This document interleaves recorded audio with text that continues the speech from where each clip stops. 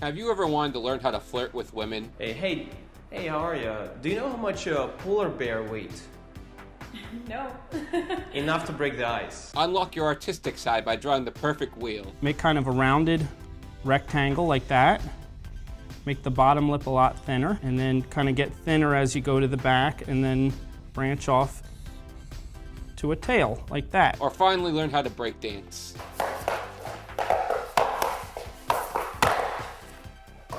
Well, you're in luck, because there's a YouTube channel that can teach you all those things and much, much more. Ladies and gentlemen, let me introduce you to Expert Village.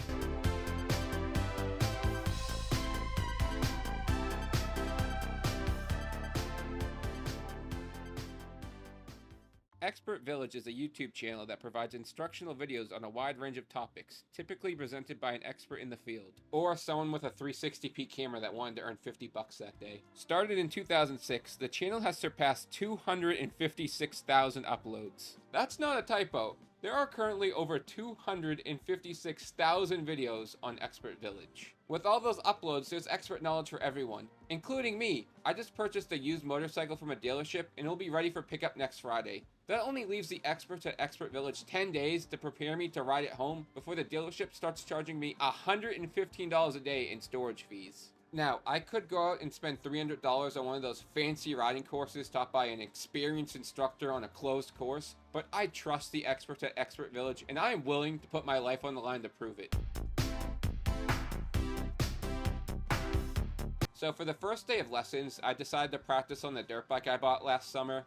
Full disclosure, I've only ridden that bike 4 times since I bought it because it's a 250cc 2-stroke race bike and it's kind of too powerful for me and it kind of scares me a little when I ride it, but I should be fine for one day, right? All right, in this clip we're going to be talking about how to turn our bike on and off.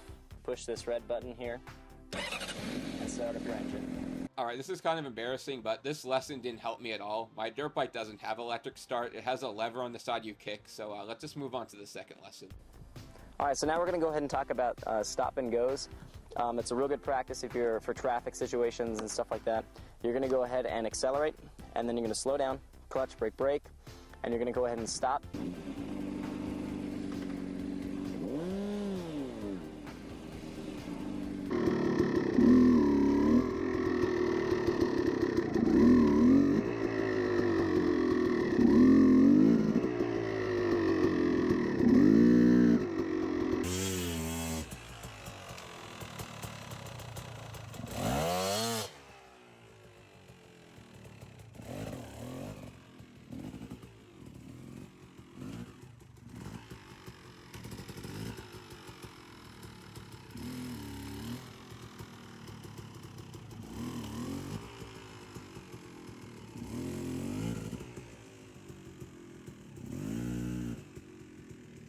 This lesson was pretty easy and actually helpful. It gave me confidence to lurch the bike forward without building up too much speed.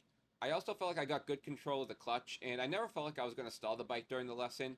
Hopefully the other lessons are this easy. We're going to practice making a quick split-second decision and steering around that particular object. What we're going to do is we're going to go ahead and drive down the street, and at a last split second we're going to make a decision on turning around it, left or right, and you have to make that at the last second.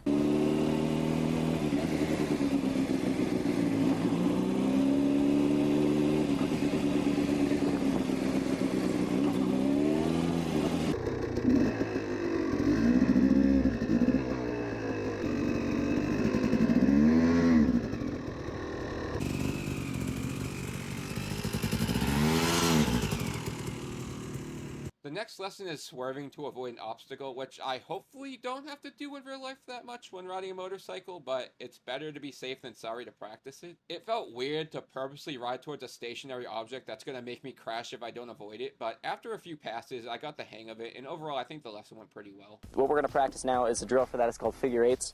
We're going to go ahead and do a left-hand circle with that counter turning. So if we're turning our left circle, we're going to lean off that side. And then we come out of that first half circle, the 180 degrees, we're going to go ahead and shift our way back up and lean to the right and counter steer. So just to practice this slow stuff, because you can control at slow speeds, it's much easier to control at fast speeds.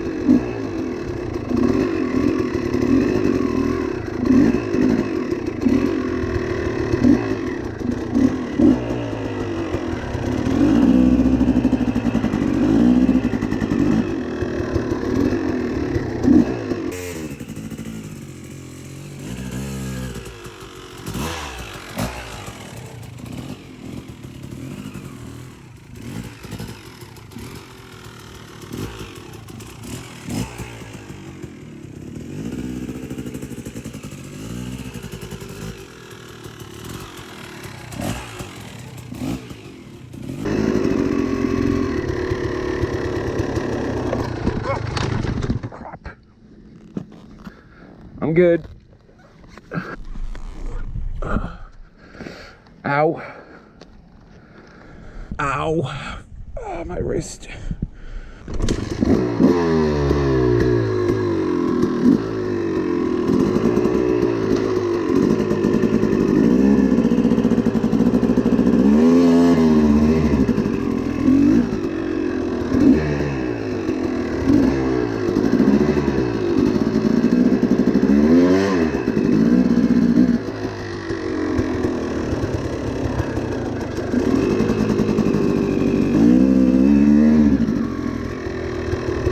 The fourth lesson was actually the hardest. Doing figure eights on a 50 horsepower two-stroke race bike in the confines of a small backyard really isn't that easy. I did okay for the first two, but going into the third one, I grabbed a little bit too much front brake mid-turn and I fell down. I got a couple ouchies on my right knee and wrist, but I was determined to finish the lesson, so I restarted the bike and I completed 2 more figure eights just to complete the lesson. Overall though, unfortunately the lesson was a fail.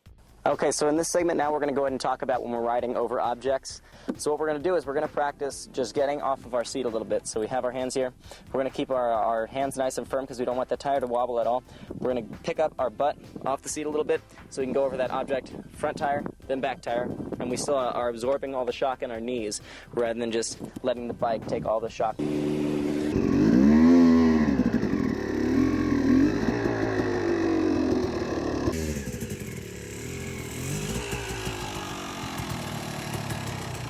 My final lesson didn't go so well. For some strange reason, my right leg and wrist were starting to hurt me. I tried to get the confidence to stand up on the pegs and go over the obstacle, but I walked away before I hurt myself any further. This lesson was a complete failure. I don't blame Expert Village though. I blame myself. Overall, the lessons went well for the first day, but I was nowhere ready to hit the streets. My dirt bike is just too powerful to practice in my backyard, and it's not legal to ride on the street where I need the most practice. So, I did the only logical thing someone in my position could do. I hit the high seas.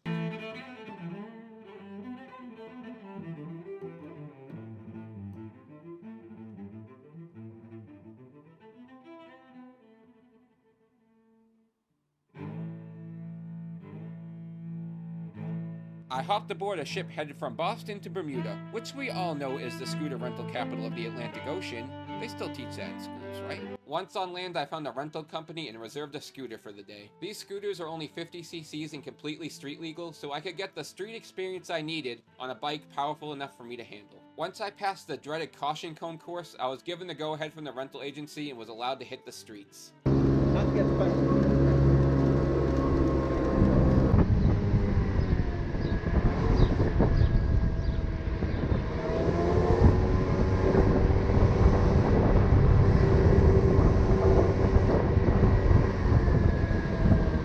Immediately, I could feel the difference in power between my 50 horsepower dirt bike and this 3 horsepower scooter. The scooter was slow. Maybe too slow to navigate the hills of Bermuda. Look how slow I was going up this hill. I believe the top speed I could hit was like 13 miles per hour, and I was going full throttle.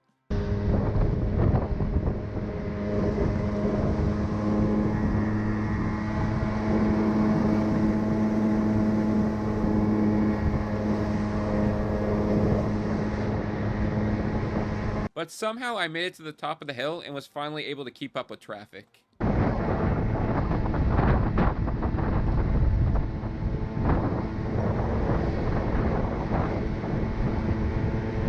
I felt like a real motorcycle rider cruising around the island on my 3 horsepower scooter. I spent the day riding around the island, cruising at speeds reaching nearly 26 miles per hour. I got to explore parts of the island I would never be able to experience without a scooter. After returning the scooter to the rental agency and confirming I did not crash it, they thought I crashed it for some reason, never crashed it, I returned to my cruise ship ready to go home to Boston. I arrived in Bermuda a mere boy, barely able to keep a bike up on 2 wheels. But I returned from that trip a man, ready to pick up his new motorcycle. I also didn't have any other choice because my bike was due for pickup the day my ship gets back, and I'm not paying $115 a day in storage fees. I arrived at the dealership, signed the paperwork, and took the keys ready for my first ride. With my experience from the island and the knowledge learned from my teachers at Expert Village, I was ready to hit the road for the first time.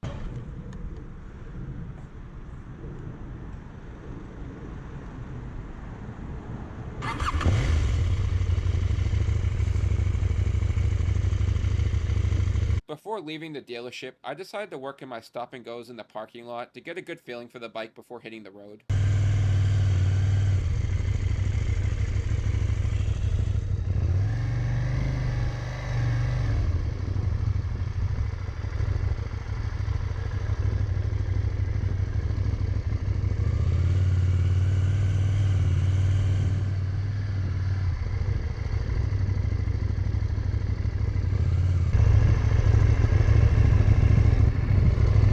Can you believe people pay for riding school when you can get all that information on Expert Village for free? Once I felt I could control the throttle, I clicked the bike into gear and pulled into traffic. Oh wait, there's a truck coming. Okay, I finally pulled into traffic and hit the road for the first time. I'm doing it! I'm on the road! Oh God, he's stopping! Oh God, don't go, don't kill me! There's a certain freedom you feel being on a motorcycle that you just can't describe with words. I cruised down the road with my hair blowing in the wind, trying to adapt to a bike with over 100 more horsepower than the scooter I rented just a few days before. Just when I was starting to feel confident riding down this 2-lane road, came time for me to merge onto the highway for the first time. Oh my God, oh my God, oh my God, oh my God, I'm scared.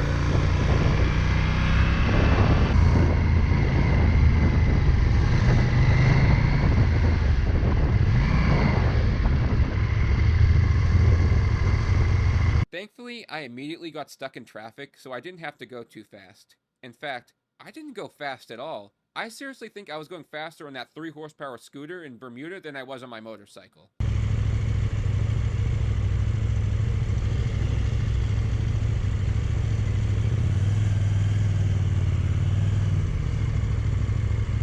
As I got closer to home and traffic somehow got worse, I pulled over to take the side streets. Everything was going okay until I passed somebody driving what appeared to be a Kenmore refrigerator. Then that refrigerator somehow caught up and passed me. Before arriving home, I pulled into an empty parking lot to work on the more technical riding skills I learned from Expert Village. I practiced my figure eights perfectly without putting a foot down or dumping the bike like I did last time.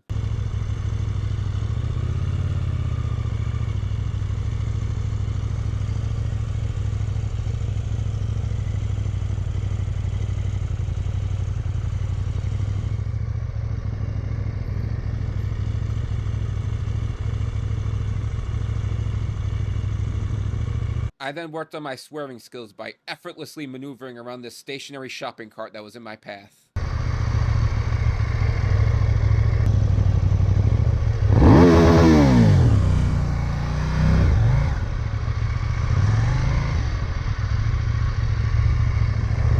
And finally, I practiced the one thing I wasn't able to do before: standing up on the pegs while going over an object.